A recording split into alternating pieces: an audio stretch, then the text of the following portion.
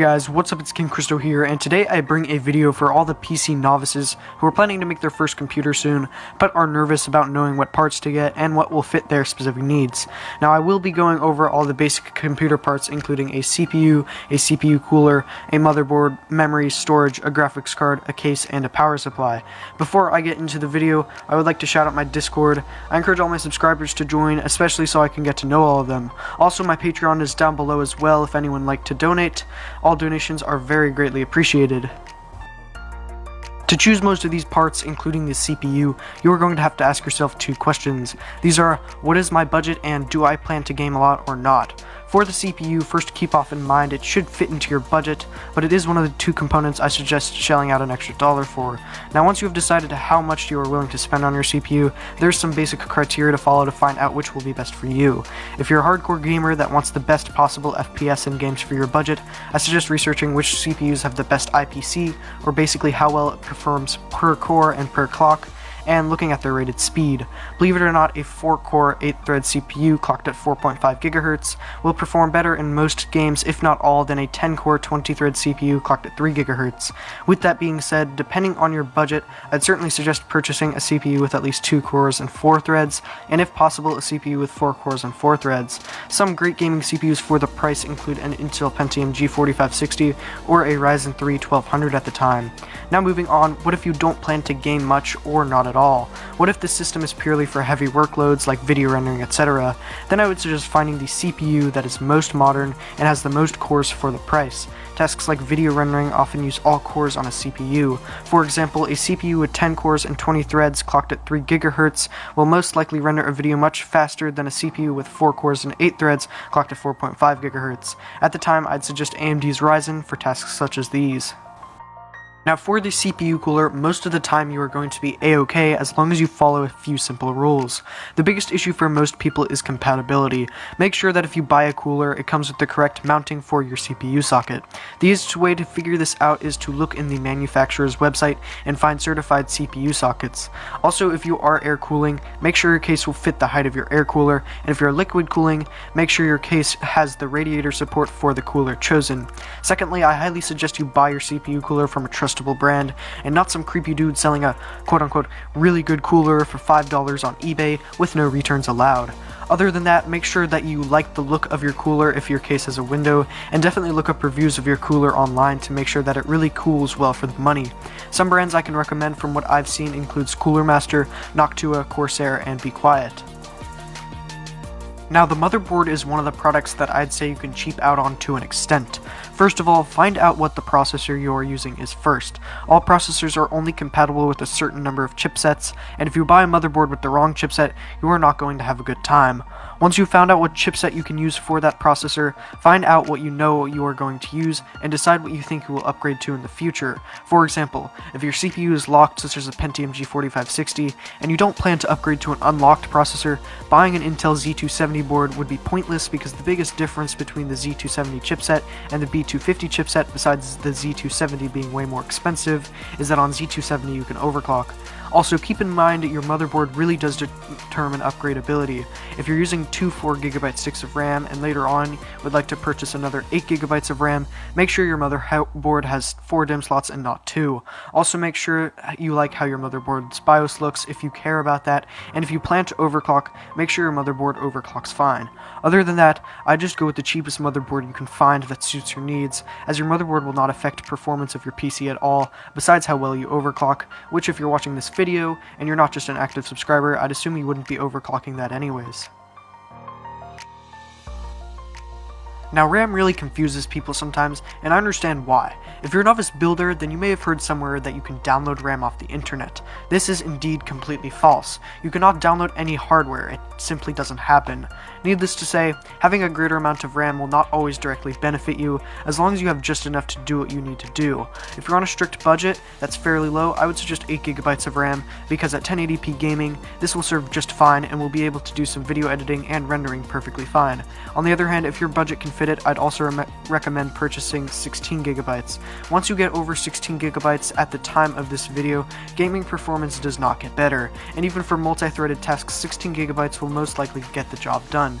Now when it comes to speed and cast latency, this depends on the processor you have. If you have an Intel or older AMD processor, I suggest getting RAM with decent clocks, while at the same time a balance of cast latency. For these processors, RAM running at just 2400 MHz with a cast latency of 15 would work surprisingly well, and you wouldn't see too many benefits from anything better. On the other hand, if you had an AMD Ryzen processor, RAM speeds become more important. Ryzen processors use a technology called Infinity Fabric, which highly benefits from RAM with higher speeds, so I highly suggest buying the RAM with the greatest speed. Beware though, Ryzen has a very bad memory controller, so if you buy memory for Ryzen, do some research and actually make sure that the RAM you are buying will actually run at its rated speed. Most RAM that will run at the rated speed include RAM that have the quote-unquote Samsung B die. Just know that these are very, very reliable, such as Flare X or Trident Z RAM. I would also like to add in that make sure that you know what your CPU and motherboard support when it comes to RAM. Keep in mind that some older processors may use something such as DDR2 or DDR3, while the current most modern processors at the time use DDR4. If you accidentally buy the wrong standard, your RAM will not be compatible with your motherboard and CPU. In my opinion, storage seems really obvious at first, but once you realize the difference between a 1TB M.2 NVMe SSD and a 1TB 5400 RPM hard drive, it doesn't seem so simple. Obviously, make sure that you have included enough storage in your PC build so that you won't need to upgrade too soon in the future. For example, multiple budget PC build guides use a 1TB hard drive, which is perfectly fine and will most likely last quite a while, especially if you do not plan to play too many demanding games on the PC. But why do you sometimes see a 1TB storage device for $50 and other times you see a 250GB for $150 or even more? I agree, this seems like it wouldn't make any sense, but hear me out. Different types of drives include hard drives, SATA solid-state drives, and NVMe or PCIe solid-state drives. These drives have different speeds and some are much more reliable than others, but it can get confusing if I do not go over each one specifically, so I am going to quickly go over each type of drive's usage and why the price is the way it is. Hard drives are the most common type of drive in computers today. Most laptops use only a hard drive, as well as many pre-built computers, and if you are on a strict budget, chances are you are going to have to purchase a hard drive and just a hard drive.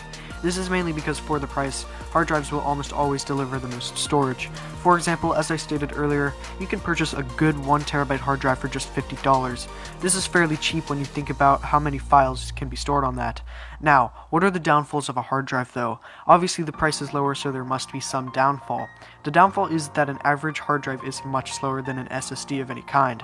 To be specific, an average hard drive is about 4 to 5 times slower than a SATA SSD and about 25 times slower than an NVMe or PCIe SSD. So what does this mean? A hard drive will take much more time to load up anything than an SSD, such as an application or an operating system. The largest thing you will notice is how fast your computer turns on. Installing your operating system, such as Windows, on a hard drive will cause Windows to seem a lot less snappy and take a lot longer to boot up. Hard drives are also measured in rotations per minute because inside a hard drive is a disk that spins very fast to store and access data. Because hard drives use moving parts, while SSDs do not, hard drives are much higher chance to fail than an SSD as well. Hard drives will plug into your motherboard using a SATA cable and will take up a 3.5-inch drive bay for your information as well. Any type of SSD is much more expensive per gigabyte compared to a hard drive, so most people will buy smaller SSDs that they only install their OS on and commonly used applications that do not take up a lot of space, such as Steam itself, Discord, Google Chrome, etc. SATA SSDs are cheaper than NVMe and PCI SSDs and are still quite fast, so a lot of people buy them. Most SATA SSDs run about 5 times faster than a hard drive, and a 240GB SSD can be bought for around $80. Most SATA SSDs need to be mounted in a 2.5-inch drive bay and plug in using a SATA cable, but some can also be in the form of an M.2 SSD. Most M.2 SSDs are NVMe, but if you're not sure whether one is SATA or NVMe, look at the tip of the SSD. If there are 2 notches in the golden fingers, it is SATA, and if there's just 1 notch, it is an NVMe drive. NVMe drives are even faster, but for just a 240GB, they normally cost around $150. They perform about 25 times faster than a hard drive, and so if you get an NVMe drive for your boot drive, your computer will turn on very fast. NVMe drives can either be plugged in through an M.2 slot or PCIe slot on your motherboard. Your graphics card handles the majority of gaming for your computer, and in most cases, that is it. That is why some high-end ultrabooks, as well as Mac computers, are able to do most tasks very quickly, but just cannot game. These computers have good processors, but lack a dedicated graphics card. It is the second component I would suggest putting a good amount of money into, assuming that you plan to game or do very professional workloads. I suggest putting more money into your CPU than your GPU if you do not plan to game much and you're doing workloads that are more CPU dependent, such as video rendering, but are not extremely professional, so will not need the use of a graphics card. On the other hand though, if you are a huge gamer, spend more money on the GPU than your CPU. Especially at higher resolutions, your GPU determines gaming performance much more than your CPU. Also keep in mind that if your budget is strict, you don't want to go over it. There are two companies that make GPUs, or basically the CPU of the graphics card. These companies are AMD and Nvidia. Other companies then take these chips and put their own aftermarket coolers on the GPUs, and then they are called aftermarket graphics cards. Once you've decided what GPU chip is best for you, I suggest finding the best cooled aftermarket graphics card for the price, as most with the same chip will perform very similar, and purchasing it. Also keep in mind how the graphics card looks, and if you want it to look nice in your PC, then definitely buy one that you like. Graphics cards can also have different amounts of video RAM. For 1080p gaming, I would try to stay at least above 3GB of video RAM, and for 1440p, I suggest choosing a graphics card with at least 6 to 8GB of VRAM. The power supply is a very simple component that, once again, the average person can cheap out on to an extent. First of all, use a PC part picker list to put all of the components you would like to use into one big list and view the total amount of watts your system should use unoverclocked. I suggest always having a power supply that is rated for about 100 watts over how much your system will take, at least. If you plan to do some heavy overclocking, having at least 300 watts of headroom would be very preferable. The second thing you need to look at is the efficiency rating of your power supply. You should see an official 80+ rating. Any rating by 80+ is fairly decent, and this determines how efficient your PSU is as stated in the name. If you are interested, the ranks go white, bronze, silver, gold, platinum, and then finally titanium. The most common power supplies are either bronze or gold. Finally, look at the brand and the manufacturer of the power supply. Believe it or not, these are two different things. Make sure the brand is trustable and watch reviews to make sure nothing negative has happened with that power supply. Then research the true manufacturer and make sure their power supplies are good. To explain this, EVGA is a large brand for power supplies, but they don't actually make their power supplies. Another company such as Superflower makes them, and then EVGA rebrands and sells them, so definitely check up on both companies. The final component is the case. How much you spend on this all depends on how much you would like your system to quote-unquote look good. To be honest, I suggest buying a pretty nice case in the first place that you like, because switching a system out of a case can be a real big pain. On the other hand, if your budget is tight, a fancy case is not going to make your computer run faster, it is just how it looks. If you plan to take time in cable management and your parts match colors, I suggest purchasing a case with a window to see the inside. On the other hand, if you do not want to spend time cable managing, do not buy a case with a window. Trust me, save your eyeballs. Also, make sure that your case is compatible with just about every part, and it has to be. On almost every case manufacturer's website, just about every technical specification will be listed, so you can check compatibility with other components. Finally, if you see certain features as a need, such as dust filtration or an integrated RGB lights controller, check this once again on the website for that case. Other than this, it is all personal preference. I hope this video helps some beginners on making their next awesome PC build, and I hope that even PC professionals enjoyed. Once again, I will remind everyone my Discord will be linked below. If you are an active subscriber, I definitely suggest joining. If you have any other questions, remember to comment down below. If you liked the video, hit the thumbs up, and even consider subscribing. This is King Christo signing off, and peace out.